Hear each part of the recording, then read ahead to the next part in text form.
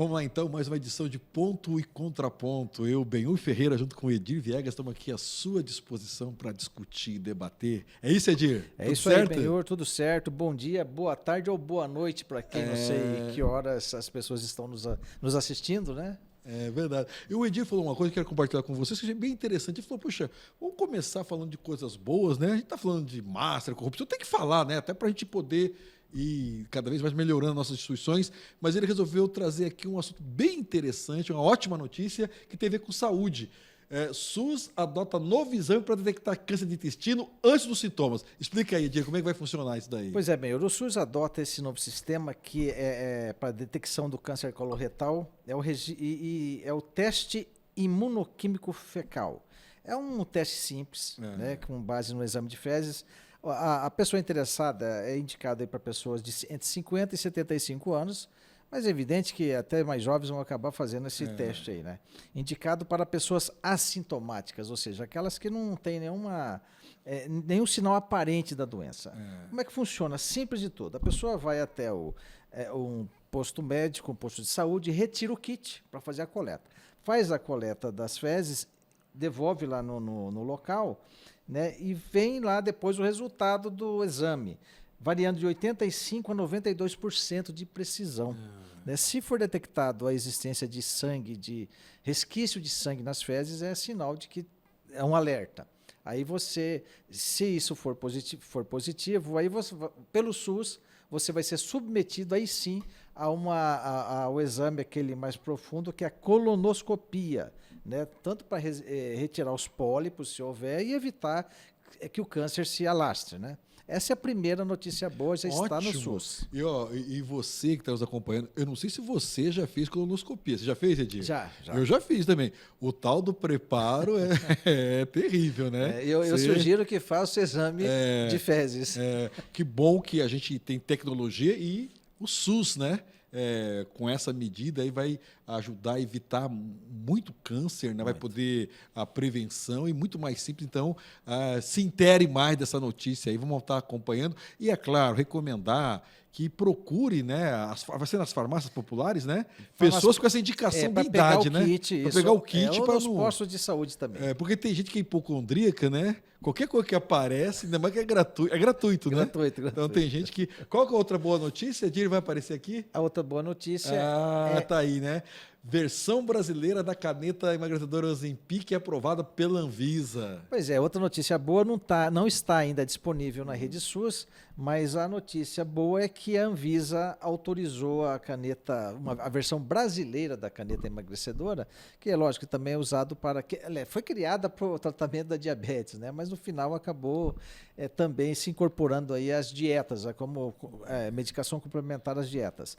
E a vantagem disso é que uma vez na rede SUS, você não vai precisar gastar aquela altos valores, né? Porque hoje você tem aí o Mounjaro, o próprio Ozempic, algumas outras marcas. Então, essa aí pelo fato de estar no SUS, vai ser gratuito. Então, seriam duas notícias importantes. A obesidade, que é um dos maiores problemas hoje, não só no Brasil, né? Acho que no mundo inteiro. Virou um problema de saúde pública sério, e se você não combate, depois o custo para o tratamento disso é muito maior.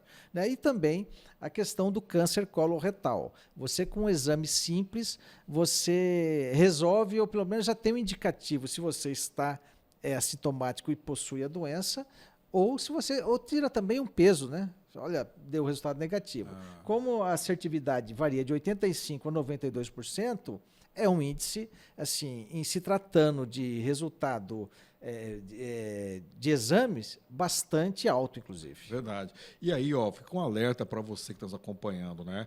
Tem que combater a obesidade, mas não faz loucura, né? Muita gente toma medicamento por conta, não sabe a dosagem, compra contrabandeado, tem gerado, inclusive, várias vezes ações da polícia, né? Enfim, falsificação. Então, cuidado, né? E aquela coisa também, né? Eu acho que todo medicamento, toda tecnologia tem que ser usada, mas isso não te dispensa de, né, procurar emagrecer, mudar a alimentação, caminhada, exercício, enfim, tem coisas que Não depende só do Estado, depende também do nosso compromisso. E a gente trabalha muitas vezes só a doença. Tem que trabalhar, na verdade, o bem-estar, a qualidade de vida, mas ótimas notícias, tanto em relação a essa questão da detecção precoce de possível câncer coloretal, como essa questão da Ozempic, né, a versão brasileira, né, a quebra da patente, né? A quebra da patente é a Ozivy, o nome da semaglutida, né, nacional. Vamos dizer assim. Aí, estamos evoluindo, né, Benhor? É verdade. Vamos mudar de assunto? Vamos ver o que vem agora. O Índice de Desenvolvimento Humano do Brasil é o maior da série histórica, né? Tem até um gráfico aqui. A gente saiu, né, de 0,74 746 em 2012 e chegamos a 0,85 em 2024. É um salto bastante significativo, viu, Benhor? Só para você ter uma ideia, 2012, 0,746, 0,805. Isso é um avanço de 7,9%, né? É significativo. Principalmente considerando-se que o mundo viveu aí a pandemia da Covid, quando os índices de IDH caíram em todos os países. E o interessante também, Benhur, é que a situação do Brasil em nível mundial, né? O IDH das 12 maiores economias do mundo. A posição do Brasil na 10ª colocação, à frente da China e da Índia. Aliás, da China empatada, né? À frente da Índia. O que é significativo, porque se você for levar em consideração o padrão de vida da população brasileira e da população chinesa, em cima daquilo que a gente conhece da China, né, que a mídia nos traz de informação, o Brasil teve um salto quantitativo, né? Me lembro que há 3 anos atrás, mais ou menos 30 milhões de pessoas estavam na iminência de sair da situação de pobreza extrema, né? Isso em função das políticas sociais, tanto do governo federal quanto dos governos estaduais. No Mato Grosso do Sul, aqui a gente tem também esse programa de combate à pobreza, à miséria e à fome. Né, mais social. Né? Exatamente, que acaba contribuindo também para que esse IDH, nosso IDH, salte. Né? Mas ainda não é uma situação confortável, vamos dizer assim, né? Porque ainda tem muitos bolsões de miséria. Muita né, desigualdade, né? Muita desigualdade social. Mas você tocou num ponto que eu acho que eu quero compartilhar com quem está nos acompanhando. No Brasil, parece que a gente conseguiu formar um consenso a partir muito da inspiração do Betinho, né? Sim. Aquela ideia do que a fome não pode esperar. Né? Obviamente tem aquela questão, olha, não pode dar o peixe, ensinar a pescar, mas a miséria, o frio, a fome, são questões que é incompatível com a dignidade da pessoa humana. E a nossa república, e não é pouco, isso está no artigo 1º, inciso 3º da Constituição, ela é fundada na dignidade da pessoa humana. Estou dizendo tudo isso por quê? Porque essas políticas públicas, o Edir colocou muito bem, elas viraram quase que um consenso, né? Sim. Ou seja, praticadas em âmbito federal, estadual e municipal. Obviamente com críticas aqui a colar, mas essa semana, Edir, foi muito interessante porque, não sei se você acompanhou, o comunicador da Globo, Luciano Huck, fez uma crítica ao Bolsa Família. Se você não acompanhou, eu vou resumir aqui para você. Numa reunião, acho que com pessoal, empresários, tudo, o Luciano Huck teria dito que o Bolsa Família perpetua as pessoas naquela situação, que as pessoas dão um jeitinho para permanecer no Bolsa Família, e ele foi se confrontado com pesquisa da Fundação Getúlio Vargas, mostrando que o que ele falou não é verdade. Não, né? É verdade. 2 milhões de pessoas deixaram o Bolsa Família, é o menor número da série histórica. O Bolsa Família tem ajudado as pessoas a procurarem emprego, principalmente as mães. Sim.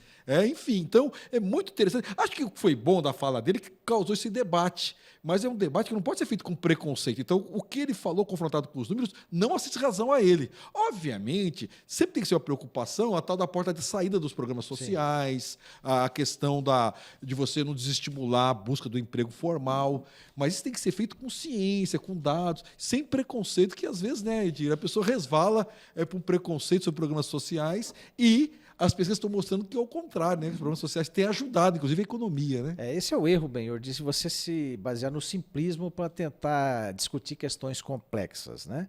Então, o Luciano Huck usou como exemplo a cidade de Nosso Senhor do Bonfim, na Bahia, cuja economia, 56%, está movida pelo Bolsa Família. Então, ele diz que não gera nenhum estímulo para essas famílias. Agora, o que ele tem que entender é o seguinte: o Bolsa Família movimenta a economia local também. Essa questão não é... esse dinheiro que entra na conta dessas famílias vai ser usado para comprar o remédio na farmácia, o botijão de gás, vai ser usado para comprar um saquinho de pipoca para os filhos, um doce no supermercado, uma carne. Então, isso movimenta a economia. Não é a visão simplista como colocado lá pelo E Luciano tem a contrapartida, né, Edir? Que é a criança na escola, né? Na escola, né? exatamente. Em função disso, você pega os índices, o IDH subindo, evidentemente que esses programas sociais têm um peso muito grande nessa condição. Né? Os Nobels de Economia de 2019, né? A Esther Duflo e o Abhijit Banerjee, eu acho que é indiano, não consegui levantar qual é a nacionalidade deles. Eles deram uma entrevista à revista Exame e disseram o seguinte: eles são especialistas, estão com um estudo muito amplo em nível mundial sobre programas de combate à pobreza, à fome e à miséria. Né? E disseram o seguinte, que os programas brasileiros ajudam a inspirar programas semelhantes em vários outros países. Ou seja, a distribuição de renda, o Estado serve justamente para isso. As pessoas dizem, mas o Estado gasta muito com essas famílias, aquela história, em vez de ensinar a pescar. Mas a gente tem que entender que o Estado não existe para dar lucro. O Estado existe para atender quem precisa. Né? O Estado existe para incentivar o desenvolvimento, para incentivar a economia, certo? Coisas que a iniciativa privada não tem condições de fazer, é o Estado quem toma essa frente. Por exemplo, investimento em estradas, rodovias, pontes, metrôs. Não dá para as empresas se unirem para fazer isso. Então, o Estado tem que fazer. A mesma situação nos programas sociais. Isso é pura e simplesmente distribuição de renda. E não há nenhuma outra forma de qualquer país se considerar um país próspero se tiver gente passando fome, se tiver gente passando frio, criança abandonada sem poder ir para a escola. E aqui no Mato Grosso do Sul tem uma experiência muito interessante. Eu não sei dizer a escala, mas de associar a transferência de renda, no caso, o mais social, com a qualificação profissional, principalmente em relação às mulheres. Sim. Então, o que a gente tem que pensar, todo programa social tem que ser aperfeiçoado para combater fraude, para criar uma cultura de autonomia do indivíduo. Mas o que o Edir coloca, acho que é importante, acho que a gente tem que formar um consenso sobre isso, é que, primeiro, o Estado tem que atender todo mundo, mas ele tem que ter prioridades. E eu fico assim, às vezes, eu confesso, boquiaberto, quando você vê alguns programas do governo que atende o andar de cima, não tem tanto questionamento. Então, às vezes, você tem alguns planos, juros subsidiado. Tem até gente que diz que a nossa taxa de juros não baixa, porque alguns setores nunca pegam dinheiro com a taxa Selic, eles têm juros subsidiados. O BNDES. BNDES. A saída, é a mãe. O plano safra. Enfim, então, veja, não que não seja importante, né? Imagina, para nós, aqui, ainda mais no Mato Grosso do Sul, o agronegócio é muito importante, gera muito emprego, gera riqueza, gera divisas para o Brasil, então não estamos questionando isso. Só estou querendo mostrar que não dá para ser seletivo quando fala em cortar gasto. Obviamente que aqui não é a defesa de desperdício, empreguismo, ineficiência, ao contrário. Mas, ao mesmo tempo, também, quando você vê esses dados, é trabalho de várias gerações e acho que, a meu ver, vai se formando um consenso. Porque você vê, mesmo no governo Bolsonaro, você não teve, você mudou o nome, mas você não acabou com o Bolsa Família, Sim. né? Você mudou o nome. Enfim, um pouco... governante gosta de batizar as coisas, né? Para tentar marcar. Enfim, numa república não deveria ser acima da vida real, é assim. Mas o fato é que os problemas sociais... Mesmo o governo Bolsonaro diminuíram aqui a cola, mas não acabaram, né? Não, de maneira alguma, aliás, você não consegue acabar e nem deve acabar. Agora, o que eu fico embasbacado, Banheiro, é que é a hipocrisia, né? Voltando para finalizar esse tema ainda sobre o Luciano Huck. Ao mesmo tempo que ele critica, que diz que o governo não dá condições, uma porta de saída, o que é uma tremenda bobagem, porque nós temos aí a porta de saída para adolescentes aí em 2014, 68 dos jovens da faixa de 18 a 23 anos saíram do Bolsa Família. 68%? Saíram do Bolsa Família. Então, a taxa de saída é grande. Agora, e quando esse apresentador, com todo respeito, diz que o programa é paternalista, essas coisas todas, a gente tem que lembrar que se eu for financiar um carro no banco, eu vou pagar uma taxa de juros do mercado, que tenha como base a taxa Selic. Agora, o Luciano Huck financiou um jatinho, por 17 milhões de reais no BNDES, com aquele juro camarada aqui. Só o andar de cima tem. Aí fica fácil, né, Benhor? Agora, talvez meu lado poliana, otimista, né? O bom, e acho que é um típico tema para debater em sucessão presidencial, estadual, você perguntar para o seu candidato ou sua candidata que visão que ele tem dos programas sociais, onde ele acha que pode aperfeiçoar, onde ele acha que poderia ter mais transparência, mais mobilidade, enfim, acho que é um bom debate para a gente estar discutindo. Então, o que eu acho de positivo, achei que equivocada a fala dele, até depois ele fez um vídeo se explicando, dizendo que foi bem assim, mas gerou a polêmica e acho que a gente está aqui para fazer esse ponto e contraponto. Não é isso, Edir? É aquela história, né? Tiraram do contexto. Aliás, todo mundo que fala bobagem depois fala que tiraram do contexto. Já percebeu? É verdade. Vamos lá, então, agora. Eita, essa notícia aí também é boa, hein? Essa é bem interessante. É o seguinte, de agora a pouco, né? A primeira turma do STF, né? Acaba com a aposentadoria compulsória dos magistrados. Enfim, então no Brasil prevalecia a ideia, a pena aplicada ao magistrado, a pena mais grave era a aposentadoria compulsória. O ministro Flávio Dino tinha tomado uma decisão entendendo que uma falta grave não poderia só causar como pena máxima a aposentadoria compulsória, mas a perda do cargo. E agora confirmado por unanimidade da primeira turma. E aí, Edir? Pois é, eu vou dizer para você uma coisa. Dos 10 ministros do STF, porque está faltando uma vaga, está em aberto. O Messias não conseguiu, O Jorge Messias não emplacou. Né? O Flávio Dino é o tipo do magistrado, o típico servidor de Estado mesmo, e corajoso. Eu bato palmas para o Flávio Dino. Veja, ele consegue mexer com isso aí, uma corruptela, isso é um descalabro, né, que são essa aposentadoria. O sujeito vai lá, imbuído num cargo público, numa função de relevância que é na magistratura, vende sentença, derruba, prejudica as pessoas no direito, porque quando você vende a sentença, você não está julgando com base na justiça, no seu livre convencimento. Você está votando, julgando pelo interesse pessoal, financeiro. E aí, ao fim e ao cabo, qual que é a punição? A aposentadoria compulsória com proventos integrais ou proporcionais ao tempo de exercício da judicatura. Aí vem o Flávio Dino e caneta, não pode. Isso tem que ter coragem.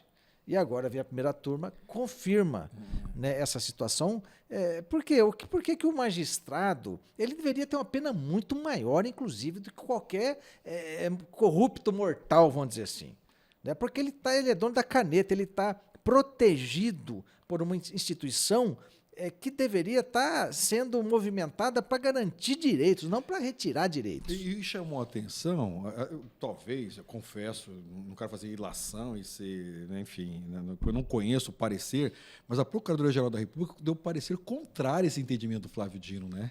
Acho que pensando muito na própria corporação, mas o fato é que o Flávio Dino, e aí corroborando o que o Edir falou, Flávio Dino é aquele ministro que colocou à tona essa questão das emendas parlamentares, das emendas PIX, mais um ato de coragem. Exigindo o básico, transparência. A emenda vai para onde? Qual que é o plano de trabalho? A prestação de contas. Você vê, é dinheiro público. Ninguém aqui quer estigmatizar a política. Ninguém quer. Em que pese eu achar que no Brasil as emendas parlamentares ganharam um volume que nenhuma democracia do mundo tem. O orçamento, quem executa é o executivo. Acho que daqui a pouco esse debate em torno da obrigatoriedade das emendas vai ser discutido a sua constitucionalidade, mas cada dia com a sua agonia. Então, vamos lá.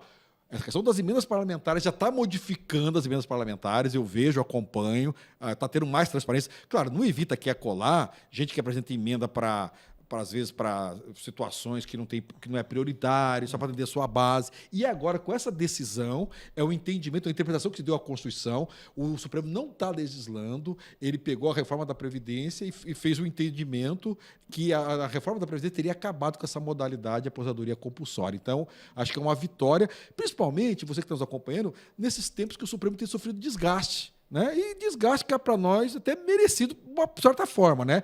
Eu sempre diferencio, né? Aquela crítica ao Supremo que é necessária numa república, por exemplo, você não pode admitir ministro do Supremo aceitando tráfico de influência, carona em jato, contratação de escritório com valores muito acima de mercado, isso é inaceitável. Mas a instituição Suprema é importante. Por quê? Porque no nosso sistema democrático é o Supremo que diz, em última instância, se é ou não constitucional. Então, é importante o papel do Supremo aí, essas boas notícias, né? Enquadrar a emenda parlamentar, exigir transparência e agora o fim da aposentadoria compulsória a magistrados, né? Que acho que é um ponto importante. E também, vamos aproveitar já rapidamente, pode até ser outro assunto nosso, foi aprovado ontem no CNJ, Conselho Nacional de Justiça, a questão do contra-cheque dos juízes, né? O contra-cheque unificado. Né? O Edson Fachin, que é o presidente do CNJ, fez essa proposta e foi aprovada. Então, vai ser adotado o contra-cheque unificado para o pagamento dos vencimentos de todos os juízes do país. Ou seja, é o cerco que se fecha para tentar, por fim, a farra dos penduricalhos salariais. Né? Por regra, o servidor público não poderia receber mais do que recebe todos os meses o ministro do STF, do Supremo, R$ 46.700. Tem magistrado aí que tira R$ 200 mil por mês. Aí criam vale paletó, tem magistrado com direito a auxílio moradia, auxílio transporte, auxílio livro, auxílio tudo, até planos de saúde. Ele já tem o plano de saúde do tribunal, mas tem direito a fazer outro plano e ser remunerado por isso. Então, é uma farra. É por isso que a nata, é a casta, aquela casta intocável, né, no que se transformou o Poder Judiciário, no que diz respeito às questões salariais.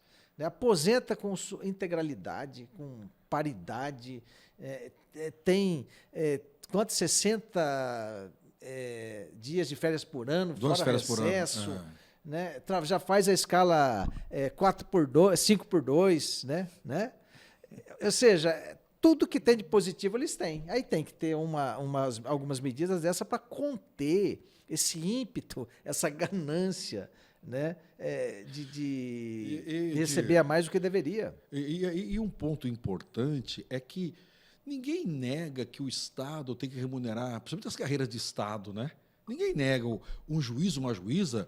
Os que eu conheço pessoalmente são pessoas brilhantes, é um concurso dificílimo, vira e mexe, sobram vagas. Então, é importante que o Estado remunere bem, dispute com a iniciativa privada os melhores cérebros, isso é importante. Agora, tem que ter transparência, tem que ter um limite. Você não pode ter a diferença salarial no serviço público que seja tão gritante. É inconcebível. E outra coisa, no Brasil, dependendo do tribunal que você vai, dependendo do estado, cada magistratura tem um tipo de salário. Sim. Sabe assim, às vezes você vai em estados mais pobres ou menores, o juiz ganha mais que em estados maiores. Então, agora, com essa decisão, de novo, aí, essa decisão do STF, agora o CNJ regulamentando, muito importante. Para quê? Transparência, colocar um limite, a pessoa não criar uma expectativa. Tem gente dizendo, vai estimular a carreira. Mas a pessoa já sabe. O problema, sabe o que é? E aí, com todo respeito à individualidade, quem sou eu para ficar julgando as pessoas? É que a pessoa recebe um salário como esse, no Brasil, ele é privilegiado, mas ele não é rico. Às vezes a pessoa recebe um salário, porque vai descontar o imposto de renda, vai pagar a previdência, tudo, e às vezes quer levar uma vida de rico, né? Sim. Às vezes você vai a alguns, sei lá, principalmente eu vejo no Rio de Janeiro, né, condomínios, né, caríssimos, e tem às vezes pessoas que estão morando lá que não tem salário para tanto, né? Então, eu acho que é importante esse contra-cheque. Acho que esse primeiro momento gera muita revolta. Eu tenho conversado com alguns magistrados, estão bem revoltados, porque atingiu o bolso, né? E o bolso é essa parte sensível. Mas, olha, digo para eles, digo para vocês, não há outro caminho. E aqui não vai nenhuma, né? Nenhuma assim, revanche. Acho que a magistratura é muito importante, tudo, mas é inaceitável. Algumas coisas, acho que foram criando tantas questões, porque não teve aumento do salário, foram criando tantas questões que perdeu, inclusive, a legitimidade. Né? Quem vai defender? Hoje não tem ninguém. Insisto, não é por qualquer tipo de retaliação à magistratura. Ao contrário, a magistratura na democracia é importante, mas também é importante a transparência, o limite. Né? Não tem jeito. Né? Tanto é que eu acho, por exemplo, as regras do INSS perfeitas, né? Você vê a diferença? Eu não lembro de cabeça o teto do INSS, mas se não me engano é 8 mil e poucos reais. Exatamente. Então você tem o quê? A pessoa que ganha mais do INSS não ganha 5 ou 6 vezes mais que quem ganha o mínimo. que é o salário mínimo, né? Exato. E parece que é uma boa medida, né? Sim, no INSS você tem essa situação. Você pode, durante a carreira, se você for gerente de uma loja, você tem lá a produtividade, aquela coisa, você chega até no teto, ganha R$ 8.000 por mês. Mas quando você vai se aposentar, se a sua média salarial for baixa, você vai aposentar aí com R$ 2.000, R$ 3.000 por mês. E é justamente no momento que você mais precisa dos recursos, porque você já está numa idade mais avançada, você vai ter uma redução de renda. Na magistratura, no Ministério Público, nesses cargos, não, você aposenta com o seu salário integral e se dane o Estado para pagar isso aí. Né? Então, existem os privilégios, sim, isso tem que ser revisto. Nós vivemos no país, né, e a impressão que se tem é que os magistrados vivem num país paralelo, uma situação paralela, num estado rico, enquanto o lado de cá está no estado pobre. Né? É complicado isso, mas avança, a cada medida dessa aí avança um ponto. Tem juiz falando que se for assim, muita gente vai abandonar a magistratura. Olha, se abandonar, tem uma fila muito grande aqui fora esperando para fazer um concurso para juiz. Não tenho dúvida disso. Vamos mudar de assunto? Bora? O que vamos ver agora aí, Malqui? Essa aí. Isso aqui é para a gente fechar. É com um pouco mais de espirituosidade. Olha lá. O André Janones apresenta uma PEC para impor a escassez por deputados e senadores. E aí, Edir, o que você acha? É evidente que isso não vai ser aprovado, né? Mas o interessante, Benhur, que ele coloca e ele joga um tapa na cara do nosso parlamento, né? Porque eu estou vendo deputado, senador fazendo cada discurso assim lamentável em função do fim, né, da proposta de fim da escala 6x1, que o Brasil vai quebrar. Teve um lá que falou que a galinha bota ovos 7 dias por semana, então ela precisa do trabalhador 7 dias por semana. Teve outro que falou que o tratamento dos suínos lá na chácara dele, não sei se é na chácara dele, onde é que é, também não pode ficar sem a atenção do dono. Então tem que ter alguém 7 dias por semana dando atenção por bom, gera emprego, não precisa ser a mesma pessoa. Aí teve outro que falou, olha, eu vou fechar meu restaurante no domingo. Mas por quê? Porque não tem quem trabalhar. Ué, contrata mais gente e o custo disso? Embute, não tem. Existe no Brasil, gente, no mundo, alguém que esteja numa atividade econômica que não repasse o custo para o consumidor? Olha, então, são algumas colocações, Benhur, que que é aquela coisa mais para ser contra. Não, e você falou aqui, acho que, não sei se no passado retrasado, depois eu fui ver, eles retiraram, inclusive parlamentar do Mato Grosso do Sul, né? Mas, enfim, eles querendo aumentar para 50 horas semanais. 52. 44, transição de 10 anos. Mas, felizmente, retiraram isso daí. E essa história da transição de 10 anos é interessante, Benhur, porque depois se descobriu por que essa proposta. Qual que era a ideia desses deputados que agora voltaram atrás? Em 10 anos, o índice de pejotização ia estar tão grande, tão mais elevado do que está hoje, que já está um caos, né? Essa pejotização, que, em resumo, é retirada de direitos do trabalhador. Porque daqui a 10 anos, a maior parte ia ser PJ. Então ia ficar muito mais fácil, né? Não ia ter problema da redução de carga com o mesmo salário. E o Janones apresenta essa proposta que não vai ser aprovada com certeza, mas vai ter que tramitar. O interessante é que vai ter que tramitar. Não, talvez nem tramite, sabe por quê? Eu não sei. Porque para apresentar, ele tem que ter 1/3 assinando. Eu não sei se ele vai conseguir ser 1/3. Que ele poderia ter apresentado um projeto de lei. É verdade. Né? Mas vai ter que ter 1/3, porque a emenda constitucional, para tramitar, tem que ter 1/3 assinando. Mas, na verdade, é mais para causar mesmo. Sim, né? É mais para criar um constrangimento.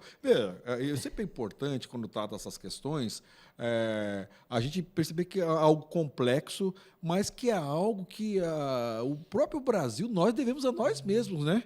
E aí, quando você vê, por exemplo, o que implica essa jornada 6x1 para as mulheres, principalmente, sim, né? Que tem dupla, tripla jornada, às vezes, o que implica na baixa produtividade. É claro que você tem que criar mecanismos para os setores, né? Pequenas empresas, sim, mas você tem como regulamentar isso, né? Isso existe na PEC, né? Existe. E tem uma transição, sim, tem todo um debate importante e que obviamente vai ter um custo, né? Mas esse custo, acho que nós resolvemos pagar, né? enquanto Olha, sociedade, né? A conta que se faz, bem, é o seguinte: se você manter do jeito que está hoje, trabalha 6 dias e folga um, você está criando uma massa de pessoas com problemas de saúde mental, né, que não consegue participar do dia a dia da família dele, não consegue ter lazer. Isso daqui a algum tempo, 10, 20 anos, ele vai estar com um problema que depois o SUS vai ter que ter um custo para atender esse cidadão. Então veja que o que você exige do trabalhador hoje, lá na frente pode gerar um custo, não só na vida dele, né, na qualidade de vida dele, como também para a própria sociedade, que vai ter que pagar conta para manter esse sujeito com atendimento médico, com psicólogo, psiquiatra, medicamento, enfim. A situação da saúde mental no Brasil virou um problema, como no mundo todo virou um problema. Mas no Brasil em particular é muito grave. E aí tem uma coisa, né, Edir, que eu tenho falado, né? Muitas vezes conquistas históricas como essa só ocorrem numa democracia, né? Porque tem eleição, e quando tem eleição, quem quer comandar tem que ser capaz de dialogar com a maioria. E as pesquisas têm mostrado que a maioria quer, sem redução de salário. Insisto, alguns setores têm que ter olhar com carinho, nós temos que criar estímulos para quem emprega mais, você tem que ter uma mudança também de mentalidade, né? Mas entendo que essa pauta, no final das contas, vai trazer muito mais benefícios. A curto prazo vai gerar alguns transtornos, você vai ter que, né? Mas nós já estamos aí. O Brasil é a 10ª economia do mundo, Exatamente. né? O Brasil melhorou o IDH, então não pode melhorar. É que no Brasil tem uma mentalidade que quer melhorar para poucos, né? Nós temos que estender essas melhorias com toda a complexidade para a maior parte da população. Por hoje é isso? Por isso aí, só lembrando que o índice de produtividade do Brasil, Benhor, não é das piores do mundo, não. Está bem colocado. Então tem o discurso que vai reduzir a produtividade. Não vai reduzir. Ela já é boa, a tendência, você dando qualidade de vida para o trabalhador, a tendência é que ele produza muito mais. Isso é natural. O mundo está assim, o mundo pensa assim, e o mundo já está adotando qualquer escala que não seja a 6x1. É isso então por hoje? É isso aí por hoje, Benhor. Então tá bom. Então um abraço para você. Tomara que você ouça, veja nosso programa, debata, discuta, divirja, opine, tá bom? O importante é tudo na vida ter um ponto e um contraponto para a gente poder exercitar a nossa mente. Obrigado, Edir. Isso aí. Você também, Benhor. Um forte abraço a todos.